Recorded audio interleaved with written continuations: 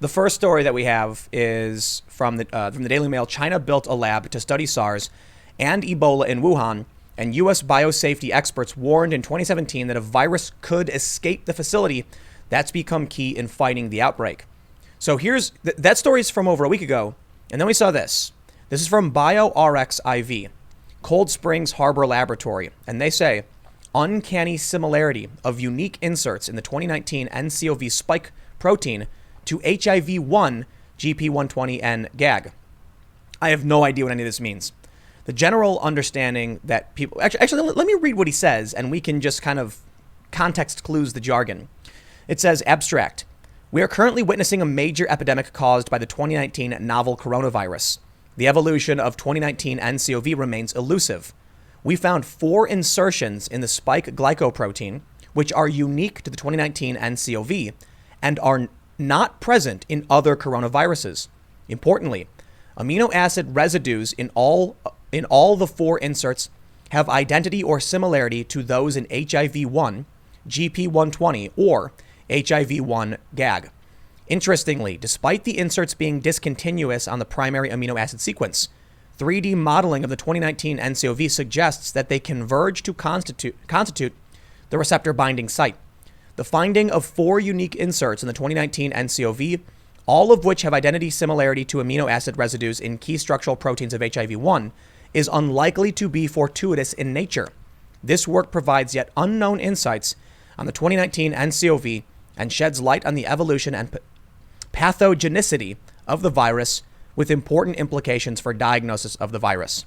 Well, if that's true, it feels like it's a lot more than just a coronavirus. Or coronaviruses they're not that, like, we discovered them in like the 70s, right? Or something like that. I don't know. Yeah, it was like the first one this was is not even my... I think. But here's the thing, right? When you get a sensationalist media that claims, China built this lab, to investigate this, here's the narrative that emerges. What people are now saying, based on this non-peer-reviewed public, study, or whatever you want to call it. And I'm not trying to dismiss it. I'm just saying it's not like coming out of Oxford or something. Okay. What people are thinking now, here's the theory. The Wuhan Lab was working on a vaccine for SARS. So they were manipulating the virus. They were doing human trials to see if it would work. Okay. Someone who left was contagious. It was contagious and started infecting and transmitting to other people. That's the like light conspiracy theory. Okay, what's the heavy one? The heavy one is that China, working with the Democrats, released the virus to cause a massive economic downturn, resulting in Donald Trump's loss in 2020. That's my favorite one. That you seriously have heard this? I swear to God, I'm not kidding. Yeah. Wow. So the idea is that anything, man. The economy has taken a hit. Mm-hmm. It's down like 600 points or something. The market. Over travel fears and the coronavirus. And I swear to God, there are people online being like, the deep state needed China to release this because of the globalists. And it's like, dude, just ridiculous. Stop. Wow. So, but here's the thing, right? We don't know anything, right? This report about the HIV, like I did some reading. I'm not an expert. I'm not a virologist, epidemiologist. I don't know any of this stuff. But they basically, there's like debates between actual scientists. You can see it on Twitter and stuff. And they're saying, listen, and even the ones who are leaning towards it looks like it could be man-made are saying there is a strong possibility, nay, in all likelihood, this is just a natural evolution. Just because it's not likely to occur in nature doesn't mean it didn't. Right. So what they're doing is, I don't know, I did some general digging into this like BioRxiv, and what I basically found is not that it's like, a publication of disrepute or anything. It's actually looks like it's been going up. It's relatively new, launched only 6 years ago. And it's just like a public repository for papers that are right here, not peer reviewed. This is important. Not like I want to act like everyone in the scientific community is somehow, guaranteed to be smart, but at least peer review is some kind of protective barrier. Yeah. So, and I'm not trying to, insult any of these researchers. It's just we're so far from knowing what this means. And I think there are a lot of people that profit off of fear, which reminds me, today's sponsor is Emergency. I'm just kidding, but that's the point I'm making, right? How many companies are like, people listen, the virus is coming to get you. Buy gold, buy your emergency food. You know what I'm talking about? You know, that Yeah. was one of my biggest criticisms of Jones is like whenever he found a shocking apocalypse, he had the perfect product to protect your family. Of course he did. Yeah. So, you know what it sounds like for now is we don't know. It's true. Look at this story. So it is absolutely true that China built a lab to study these, and it's absolutely true. Well, okay, let me calm down. I'm saying absolutely, but it's been reported by multiple outlets that Wuhan had a lab and there was concerns among the international community there would be a breach. So now that you're having Wuhan be this epicenter, they tried claiming it was, you know, from the animal meat market, but according to one study from, you know, these Chinese researchers, the first reported case happened before. Now you want to know what gets real crazy? Of course I do. This is my favorite part of the conspiracy. Oh, man. I actually did a segment on this for my Timcast news channel. China's arresting the whistleblowers. What are they whistleblowing? So some people in China, doctors, apparently came out early and said they've been lying. It's worse than they're saying. There's one video of a woman saying there's like 90,000 infected. That was a week ago or something like that. Oh, wow. So now apparently, I don't know. Look, a lot of these stories are hard to know if they're true or not. But this story came from Daily Mail, which is, you know, NewsGuard certified, whatever it's worth, saying that an expert has gone on the record. He has seen documents signed saying they will no longer talk about it. China is basically, it's what they do, man. Yeah. This is what worries me about this, because there's two things that really worry me. You have these outlets that are like unfounded conspiracies. And it's like, well, hold on. Look, this story about the Chinese lab, that's a real story. Yeah. There is a pathogen, it's a maximum security level 4 biolab research facility. In Wuhan. And there was a story. Look at this. It says right here. Let me read. Do I have it pulled up? Scientists warned in 2017 that a SARS-like virus could escape a lab set up that year in Wuhan, China, to study some of the most dangerous pathogens in the world. Now, a SARS-like coronavirus has infected more than 800 there. And mind you, this is a week ago. This is a little bit over a week ago. Spread to at least 10 other countries and killed 25. Yeah, it's over 200 now. And I think somewhere It's on like killed over 200? Yeah. So listen, man.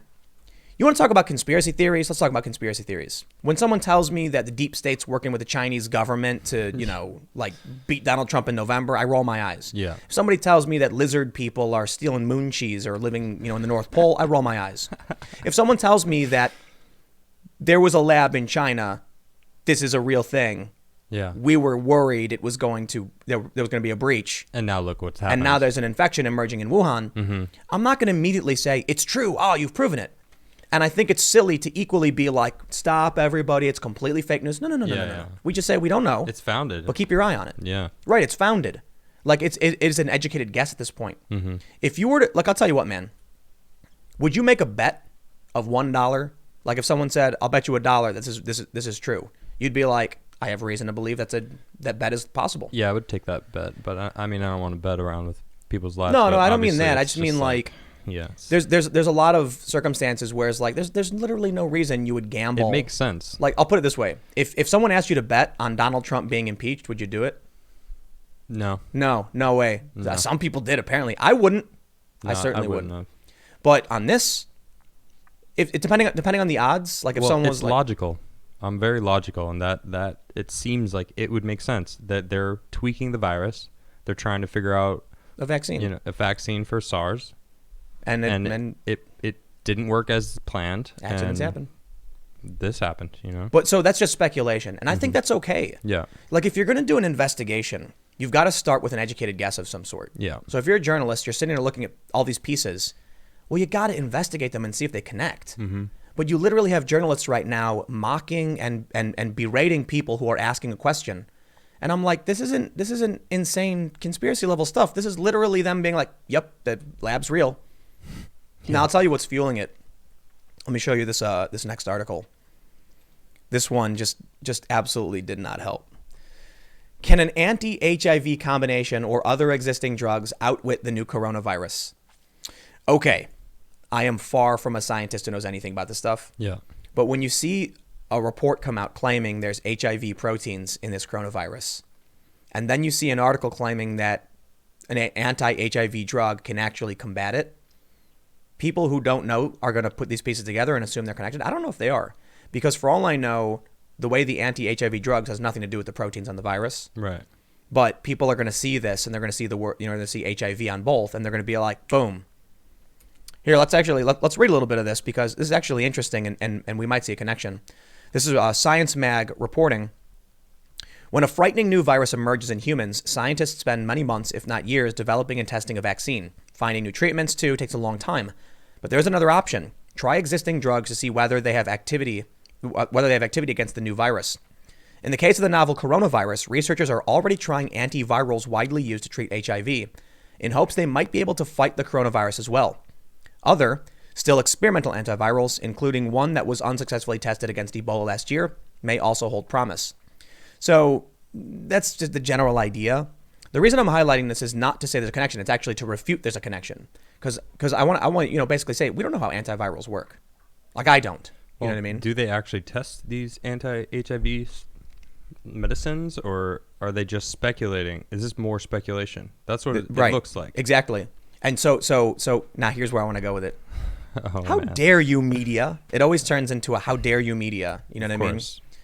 We've actually got a lab, and in 2017, fears over whether there could be a breach, and they're insulting the people who asked the question.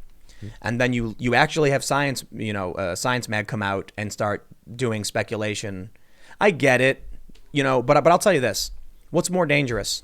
Telling people that something that's not tested could cure them when it could actually cause side effects or not help them at all, or speculating as to how this whole thing started. I mean, I could see it makes sense. Try the antibodies that are out there or drugs that are out there and see if they work. If they work, awesome. It makes sense. But it doesn't say that they're actually trying these HIV drugs. I think they do, actually. I think they mentioned that in Wuhan, China, there's been a controlled trial. They've already launched a controlled. Yeah, okay. Yeah, but that's not the point. Is like, I get it. It's a bit more fair than I'm making it out to be. So I'll tone down. But it really bothers me that you can make an educated guess, or even just like trying to form an opinion about how this may have begun when no one knows is totally a legitimate thing. Mm-hmm. Journalists are supposed to be conspiracy theorists. Right. And then they're supposed to disprove themselves or prove their theory right. I get it. Conspiracy theory has become like a bad word. But journalists back in the day used to think the worst about major corporations and politicians. Yeah. And then go investigate. And if it was wrong, then they'd be like, okay, I was wrong. Yeah. And now it's like, what do journalists do? They write about Brad Pitt's junk. It's like, well, I'm going to do air quotes for journalists. So I don't know. I thought it would be an interesting subject to talk about, just because, that they're arresting the whistleblowers. I'll tell you what, man. That is kind of frightening. I think it's a lot worse than they're making it out to be. And every day I think it's even worse than I thought it was the day before. Yeah. I'm going to go buy some, after this, we're going to go get some water jugs. And I'll tell you this, man. You will never be able to shame me into not taking care of myself, my friends, and my family. And that's one thing I always tell everybody. It's hilarious to me that they're like, what are you, a prepper? It's like, what's wrong with prepping? Well, I mean, not like the crazy people who build bunkers in their backyards for like nuclear apocalypse. But I'm talking about getting a couple 5-gallon jugs and some like dry rice and just putting in the cupboard. You know what I mean? Yeah, no Chef Boyardee. But no Chef Boyardee. For those that don't get the reference, I was joking about how like the other day, we went out and bought a bunch of canned food, and it was like Chef Boyardee lasts like 6 months or something. Yeah. It's like all bad. It didn't taste good anyway. Yeah. We weren't thinking, we're just like, well, we're going to buy it. But so I think we kind of got to where we could get on this story, I suppose. So